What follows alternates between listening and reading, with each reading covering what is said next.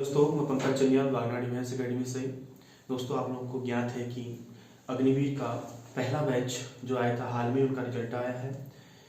उसी में हमारे संस्थान से भी कुछ बच्चे थे। उनमें से 10 बच्चों का सिलेक्शन, यानी 10 बच्चों को अग्निवीर बनने का सौभाग्य प्राप्त हुआ और भारत माँ की सेवा करेंगे। उन्हीं में से सुनील हैं। सुनील ने कैसे तैयारी की, कैसे फिजिकल के पैरामीटर रहते हैं, क्या पहले की जो भर्ती होती थी, क्या अग्निवीर बनने के बाद वो पैरामीटर चेंज तो नहीं हुए तो क्या हुए, रिटर्न की तैयारी कैसी करनी चाहिए, कटअप कितनी जाती है, वो पूरी जानकारी आप सुनील से जानेंगे। क्योंकि सुनील उन्हीं 10 बच्चों में से एक सफल विद्यार्थी हमारे कोचिंग संस्थान का है। तो सुनील आपको इस पूरी जानकारी देंगे। सुनील, बताइए। जय हिंद दोस्तों, मेरा नाम सुनील कुमार है। मैं यहाँ बागेश्वर में कमेली देवी मलसुना का रहने वाला हूँ। मैं जैसे कि आपको पता है कि पहला जो अग्निवीर बैच था उसमें से मैं भी यहाँ बागनाथ डिफेंस अकेडमी से निकला हूँ।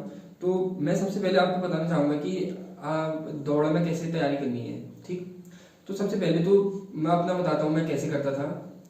ठीक, तो जब मैं अपनी तैयारी करता था, करने को तो मैं 2 साल पहले से तैयारी कर रहा हूँ।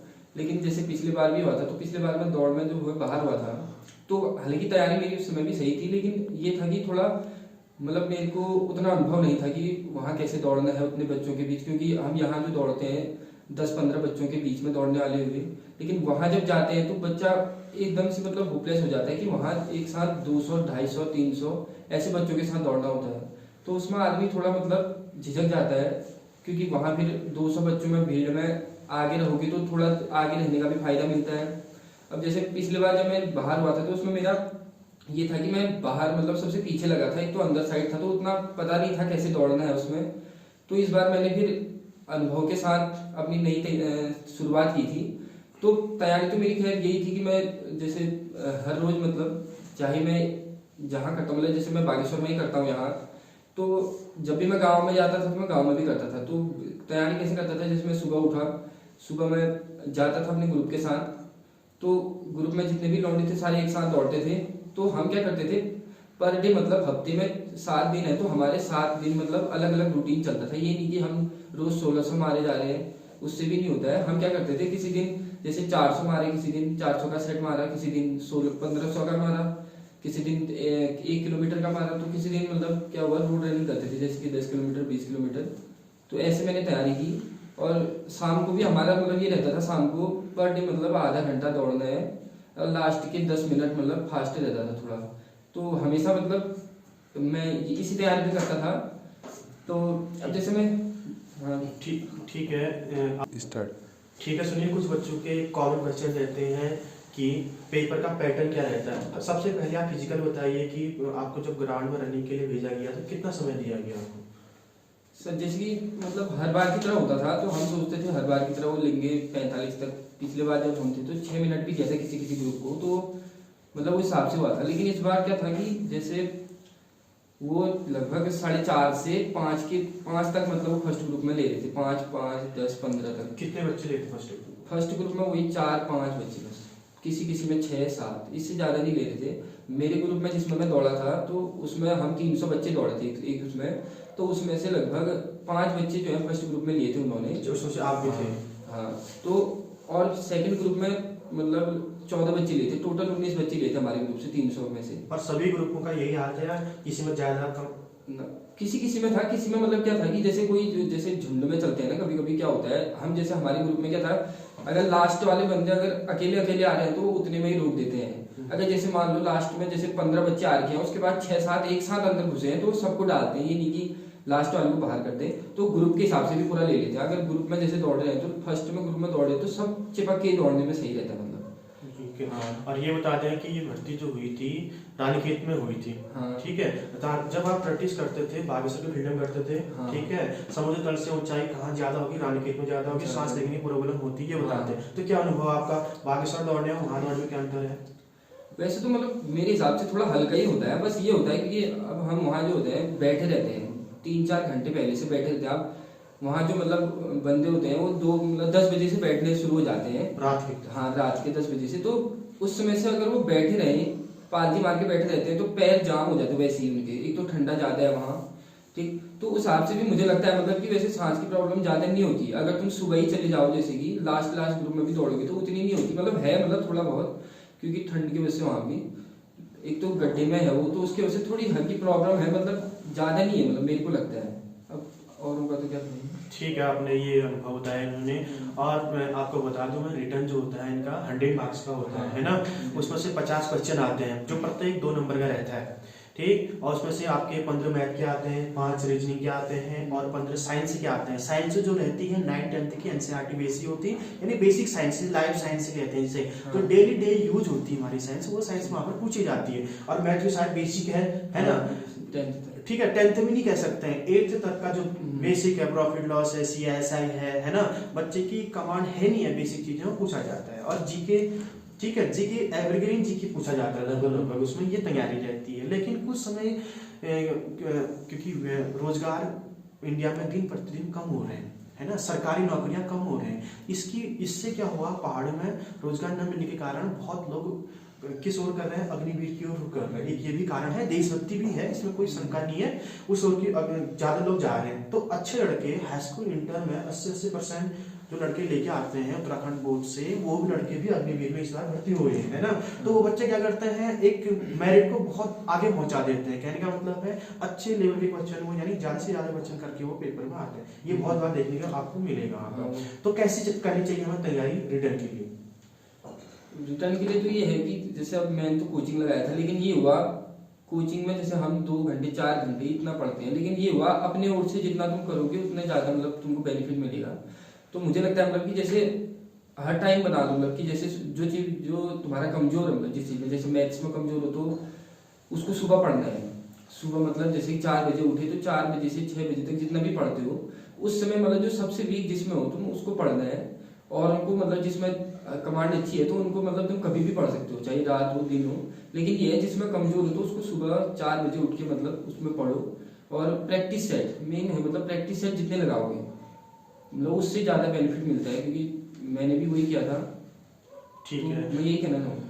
हाँ, वो भी जैसे हम कोचिंग में क्या करते हैं, बच्चों को जैसे सिलेबस कंप्लीट होने के बाद उसको प्रैक्टिस सेट देते हैं ताकि बच्चे अपने आप को खुद चेक कर सके, है ना, कितना कर पा रहे हैं। जितना आप लोग किसी का भी टेस्ट सीरीज करते हैं, जितना यहाँ कर पाओगे उससे ज़्यादा ही करेंगे वहाँ पर, है ना, क्योंकि टेस्ट लेवल हमने ठीक ठाक लेवल के बनाए हुए थे, वो काफ़ी इफेक्ट करता है। ठीक है। और अब नेक्स्ट भर्ती कब होगा अग्निवीर का? ये अग्निवीर का पहला बैच है, कहने का मतलब है पहले अग्निवीर बनेंगे, है ना। तो अब नेक्स्ट भर्ती कब होगी ये ओपन की? जैसे मतलब हमको जो मतलब वहाँ पता चला, मतलब जैसे कि बता रहे थे तो वो कह रहे थे लगभग जुलाई तक मतलब कि हो सकती है भर्ती। तो मतलब फॉर्म अगर आते हैं जुलाई तक तो पहले आ जाएंगे, मतलब जैसे कि मई तक, मई से पहले आ जाएंगे सारे, इतने तक आ जाएंगे ताकि मतलब फॉर्म भरे। लेकिन जुलाई तक वो कह रहे थे कि मतलब बैच शुरू हो जाएगा जुलाई से, तो पहले ही आ जाएगी भर्ती शायद। ठीक है। और नए बच्चों के कैंसर जो भी 12th हुए होंगे, है ना, 12th हो गए या जिनका कुछ बच्चे रिटर्नेबल रह गए, ठीक है, आपको बता दूं मैं ARO अल्मोड़ा, है ना, ARO अल्मोड़ा के अंतर्गत आता है, जिसमें आपके US नगर, नैनीताल डिस्ट्रिक्ट, बागेश्वर डिस्ट्रिक्ट और अल्मोड़ा डिस्ट्रिक्ट, है ना, 4 डिस्ट्रिक्टों के यहाँ पर बच्चे अप्लाई करते हैं। लगभग मैंने भी इनसे पूछा, लगभग 20 से 25 हजार अपने लोगों ने अप्लाई किया, ठीक है।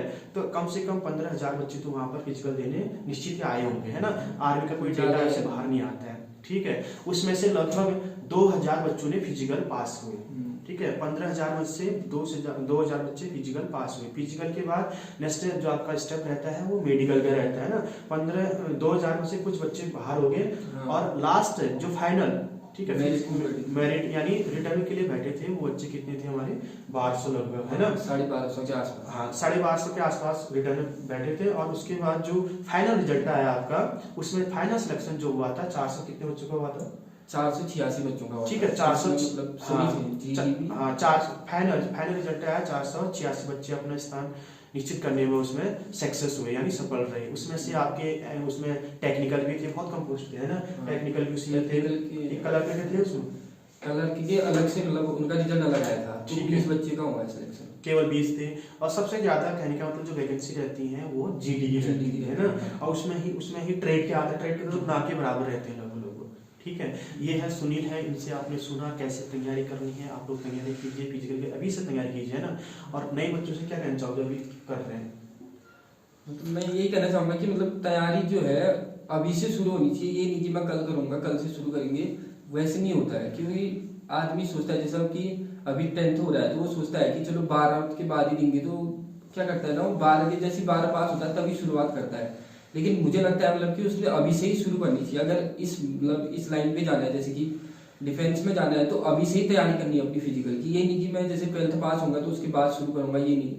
उन्होंने मतलब 10th से ही शुरू हो जाओ, बस दौड़ना चाहिए। तुम अभी कम करो, लेकिन ये हुआ कि मतलब तैयारी शुरुआत कर दो। ठीक है। कुछ बच्चों का प्रॉब्लम रहती है सर, डॉक्यूमेंट क्या चाहिए उसमें, क्या क्या डॉक्यूमेंट तैयार करें भर्ती में जाने के लिए, क्या क्या ले जाना पड़ता है वहाँ पर डॉक्यूमेंट?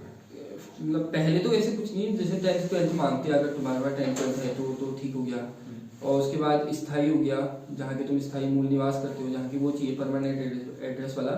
और जाति प्रमाण पत्र हो गया। और उसके साथ साथ जैसे कि आधार कार्ड, तुम्हारा मतलब नाम हर जगह सेम होना चाहिए। ये नहीं कि तुम्हारे 10th में 12th में तुम्हारा नाम अलग हो, पापा का नाम अलग हो, आधार कार्ड में अलग हो, ऐसा नहीं होना चाहिए। सब जगह वो मतलब हाँ, वो चीजें पहले ही ठीक कर लेनी है, क्योंकि उसके बाद ज्यादा दिक्कत आती है। क्योंकि फिर आपको ARO के चक्कर लगाने पड़ेंगे। इससे अच्छा है कि आप उसको पहले से तैयार रखो अपने, ठीक। उसके साथ साथ जैसे कि और चीजें, जैसे चरित्र, मतलब चरित्र तो बनाना होता है, तो वो हमेशा वहाँ प्रधान वाला ही लगता है। मतलब अच्छा, थाने वाला लगता है, थाने वाला नहीं लगता है। हमको भी मतलब वैसे बोला था बनाने को, हमने भी बनाया। लेकिन ये होता है कि वहाँ खाली ग्राम प्रधान या सरपंच वाला मतलब जो चाहिए होता है, और वो भी प्रिंटेड वाला चाहिए होता है, हाथ से लिखा नहीं होना चाहिए, प्रिंटेड चाहिए। उसमें फोटो में फोटो चिपकानी है, उसमें जैसे कि मोहर लगानी है, वो चीजें वो खुद ही कर लेते हैं। लेकिन ये है प्रिंटेड चाहिए, हाथ से लिखा नहीं होना चाहिए। और अनमैरिड सर्टिफिकेट भी ना, अविवाहित वाला भी, हाँ, वो भी मतलब प्रधान वाला ही चाहिए होता है, प्रधान या सरपंच वाला। और उसमें भी क्या होता है, प्रिंटेड ही चाहिए दोनों चीजें। मतलब वैसे हाथ से मत लिखना उनको। उसमें क्या होता है ना, फिर बाद में तुमको दिक्कत आएगी, उसमें दोबारा से लगाना पड़ेगा। इससे अच्छा तुम पहले ही प्रिंटेड बनाओगे तो हमेशा काम आ जाएगा तुम्हारा। ठीक है। आप लोगों ने जून जुलाई में जो भी भर्ती होगी, अभी से आपने डॉक्यूमेंट रेडी कीजिए और धीरे धीरे तैयारी करना शुरू कर दिए। तो सुनील, कुछ लोग कहते हैं कि कट ऑफ ऑल इंडिया चले गए, मेरा नहीं हो पाया, तो ये क्या है सिस्टम ऑल इंडिया का, किस बेस पे बोल रहे हैं? ये ऐसा होता है, जैसे जब वहाँ भर्ती होती है, जब डॉक्यूमेंट लगते हैं, उसमें एक फॉर्म भरा जाता है ना, तो उसमें एक ऑप्शन आता है कि तुम मतलब कौन सी कैटेगरी से हो। तो उसमें जैसे कि अब मैं तो SC वाला था, तो मैंने खाली SC लिखा था। तो उसमें जैसे लिखना होता है कि मतलब मैं SC हूँ और कुमाऊनी हूँ। उसमें आप अगर तुम उसमें लिख देते हो, तो तुम्हारा अगर सर्टिफिकेट नहीं भी होगा तो तुमको कुमाऊं में लिखेंगे। लेकिन ये होता है कि अगर मान लो नहीं लिखा है, जैसे मैंने नहीं लिखा था, और उसके बाद एक तहसील से एक वो बनता है, एक डॉक्यूमेंट मतलब वो बनता है कि कुमाऊनी करके एक सर्टिफिकेट बनता है, जो तहसील द्वारा मतलब जारी किया जाता है। तो उसको बना लेना है। और ARO में जैसी भर्ती होती है तुम्हारी, भर्ती के दिन भी जमा हो जाता है वो। लेकिन अगर मान लो उस दिन नहीं हुआ, तो ARO में जब डॉक्यूमेंट जमा होते हैं, तो ARO में जैसे भर्ती के मतलब 10 दिन बाद ही मतलब वहां जाके तुम उसको मतलब जमा कर सकते हो उसको भी।